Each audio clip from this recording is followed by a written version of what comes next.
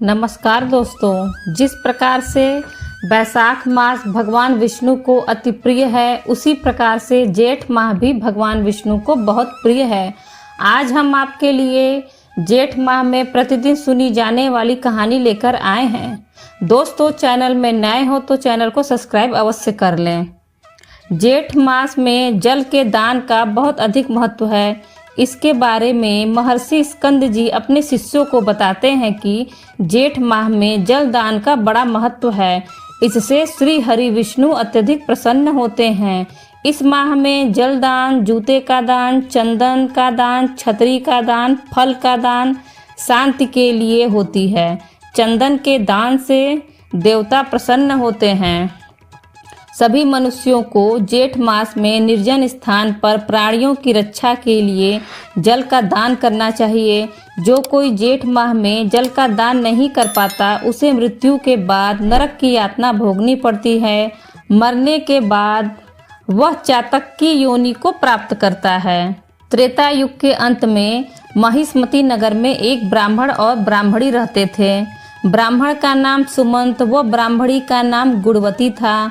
उनके पुत्र का नाम देव शर्मा था। एक दिन ब्राह्मण वन में समाधि लगाने गया। कुछ समय समाधि लगाने के बाद वहां सुंदर सरोवर का जल पीकर वही सरोवर के पास घने पेड़ की छाया में सो गया। जो भी जीव वहां सरोवर पर पानी पीने आते, ब्राह्मण को देखकर डर जाते और बिना पानी पिए ही लौट जाते। कुछ जीव तो पानी नहीं मिलने के कारण मृत्यु को प्राप्त हो गए। सूर्यास्त का समय होने को आया। ब्राह्मण अपने घर लौट गया। अनजाने में ही सही उस पर जीव हत्या का पाप लग गया। घर जाने के बाद वह ब्राह्मण अस्वस्थ हो गया और कुछ दिनों बाद उसकी मृत्यु हो गई। उसकी पत्नी भी उसके साथ सती हो गई, क्योंकि उसे अज्ञात दोष लगा था।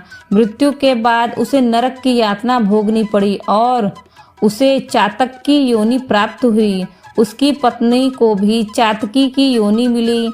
उसके बाद वे दोनों अपने बेटे के घर के पास एक वृक्ष पर रहने लगे। चातक अपने पूर्व जन्म के कर्मों को याद करते हैं और जोर जोर से रोने लगता है।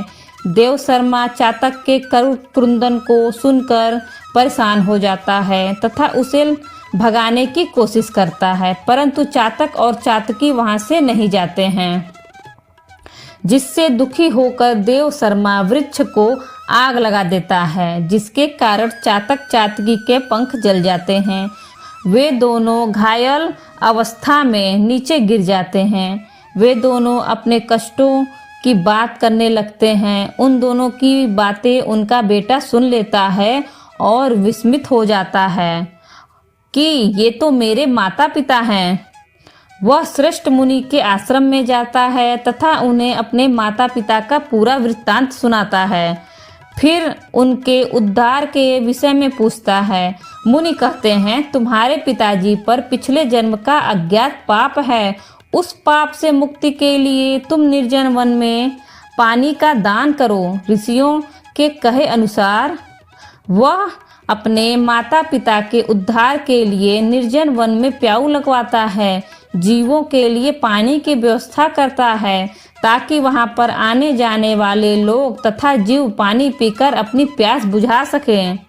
उसके इस पुण्य के कारण उसके माता पिता चातक योनि से छूट जाते हैं और अपने बेटे को सुख समृद्धि का आशीर्वाद देते हुए वैकुंठ लोक में चले जाते हैं।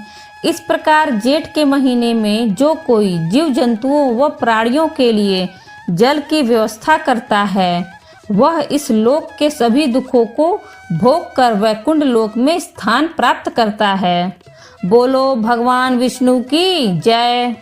दोस्तों, वीडियो अच्छी लगी हो तो वीडियो को लाइक करें और ज़्यादा से ज़्यादा अपने मित्रों के साथ शेयर करें और बेल आइकन दबाना ना भूलें, जिससे आगे आने वाले वीडियो की नोटिफिकेशन आपको सबसे पहले मिल सके।